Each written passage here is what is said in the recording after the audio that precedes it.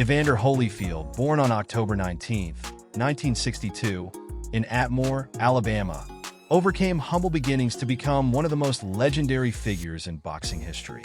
The youngest of 9 children, Holyfield was raised in the tough Bowen Homes Housing Projects in Atlanta, Georgia. Despite being a late bloomer physically, Holyfield grew into a formidable athlete, eventually reaching a height of 6'2" 1/2", and becoming a powerful force in the ring. Known as the real deal, he is the only boxer to have held the Undisputed championship in 2 weight classes: Cruiserweight in the late 1980s and heavyweight in the early 1990s. His unmatched career saw him crowned as the world heavyweight champion 4 times, a record that solidified his place among boxing's elite. Holyfield's journey to the top began in the Cruiserweight division, where he claimed his first world title in 1986 by defeating Dwight Muhammad Qawi. He quickly unified the division by winning the WBC and IBF titles, becoming the undisputed Cruiserweight champion. In 1988, Holyfield made the leap to heavyweight, where he etched his name in the annals of boxing history by defeating Buster Douglas in 1990 to become the unified WBA, WBC, and IBF heavyweight champion. Throughout the early 1990s, Holyfield defended his titles against legendary opponents like George Foreman and Larry Holmes. Although he faced setbacks, including a loss to Riddick Bowe in 1992, Holyfield's resilience shone through as he reclaimed his titles in a rematch with Bowe in 1993.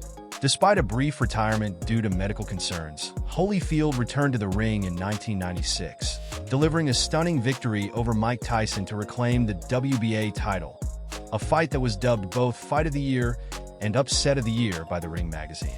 His career was marked by iconic moments, including his rematch with Tyson in 1997, infamous for Tyson's disqualification after biting Holyfield's ear. He continued to fight at the highest level, facing Lennox Lewis in a controversial draw in 1999 before losing the rematch.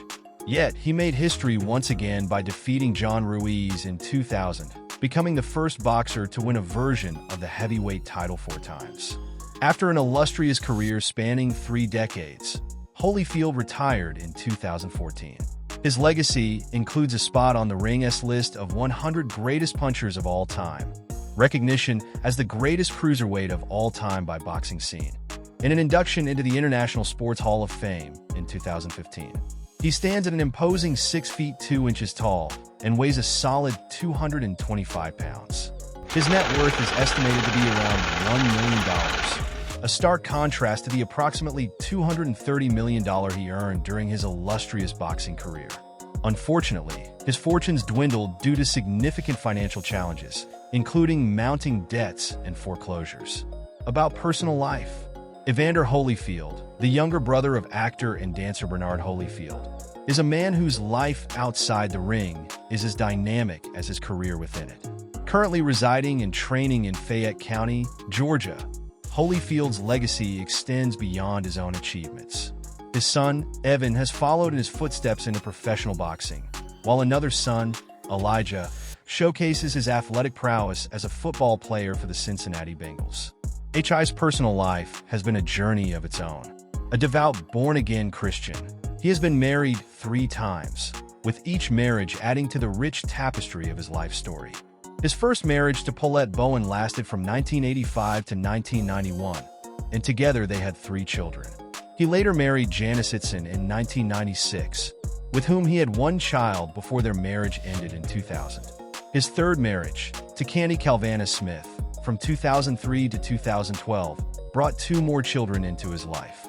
In total, Holyfield is the proud father of 11 children, all of whom bear names starting with the letter E. Beyond family and faith, Holyfield has explored the music industry by founding Real Deal Records, which signed the briefly successful group Exhale. His connection to Atlanta, where he grew up, was immortalized in 2017 with a statue designed by sculptor Brian Hamlin, a testament to his impact on the sport and the city he calls home. About professional career, Evander Holyfield's professional boxing journey began in 1984 with a rapid ascent through the Cruiserweight division. By 1988, Holyfield had unified the Cruiserweight titles, establishing himself as a formidable force. His transition to the heavyweight division in 1990 marked a new chapter, and he quickly made history by defeating James "Buster" Douglas to win the WBA, WBC, and IBF heavyweight titles. His reign began with spectacular victories. In 1991, he defeated George Foreman, the legendary fighter who had made a dramatic comeback of his own. And in 1992, Holyfield triumphed over Larry Holmes, a former heavyweight champion. However, his first setback came against Riddick Bowe in 1992, where Bowe's relentless style earned him the titles in a grueling bout. Despite this loss, Holyfield's resilience shone through. In 1993, he regained the WBA and IBF titles in a rematch with Bowe, showcasing his remarkable ability to bounce back from defeat. Their trilogy fight in 1995, however, ended with a TKO loss for Holyfield, as Bowe's aggression overwhelmed him. His career reached new heights in 1996 when he faced Mike Tyson, the undefeated heavyweight champion. In a stunning upset, Holyfield claimed the WBA heavyweight title with an 11th round TKO. The rematch in 1997, infamously known as the Bite Fight, saw Tyson disqualified for biting his ears, cementing Holyfield's status as one of boxing's toughest competitors. Holyfield's pursuit of greatness continued as he faced Lennox Lewis in 1999. Their first bout ended in a controversial draw, and the rematch later that year saw Lewis win by unanimous decision, leaving Holyfield without a title. In 2002, Holyfield was given another shot at the IBF title against Chris Bird. Despite a valiant effort, Holyfield lost by unanimous decision, failing in his quest to become a 5-time heavyweight champion. The years following were challenging for Holyfield. He faced James Toney in October 2003, losing by TKO when his corner threw in the towel. His struggle continued with a loss to Larry Donald in November 2004. The New York State Athletic Commission suspended his license, citing diminishing skills, though he had passed all medical tests. Undeterred, Holyfield mounted a comeback, defeating Jeremy Bates in August 2006 with a second-round TKO. He followed this with a unanimous decision victory over Freeze Oquendo in November 2006, and a TKO win over Vinny Matalone in March 2007. On June 30, 2007, he outperformed Lou Savarese, knocking him down twice en route to a unanimous decision victory. Holyfield's comeback included a title fight against Sultan Ibragimov in October 2007. Despite a valiant effort, he lost by unanimous decision. His next major fight came against Nikolai Valuev in December 2008. In a bout marked by controversy, Valuev won by majority decision, though many analysts believe Holyfield had been the rightful victor. The WBA's investigation into the decision failed to yield a rematch. His career continued with a few more bouts. In January 2010, he fought Francois Botha in Las Vegas, winning by an 8th-round knockout to claim the World Boxing Federation WBF heavyweight title. His next fight against Sherman the Tank Williams in January 2011 ended in a no contest due to an accidental headbutt. A scheduled bout against Brian Nielsen in March 2011 was postponed, but Holyfield eventually defeated Nielsen in May 2011 in Denmark with a 10th-round TKO. Despite these victories, Holyfield's attempts to secure a world title shot were unsuccessful. In 2012, he announced his retirement, only to briefly reconsider and claim he was still a serious contender. His career went into limbo for several years, and in June 2014, he officially retired from professional boxing. He then became a boxing advisor, notably to heavyweight prospect Zhang Zhilei. In 2015, Holyfield participated in a charity exhibition bout against Mitt Romney, showcasing his enduring skills for a good cause.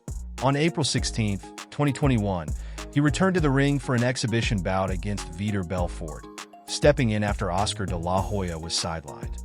Unfortunately, Holyfield lost by first-round technical knockout, a legacy of triumphs and trials.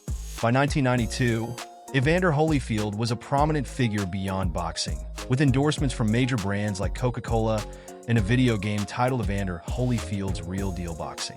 He also had the honor of carrying the Olympic torch in 1996.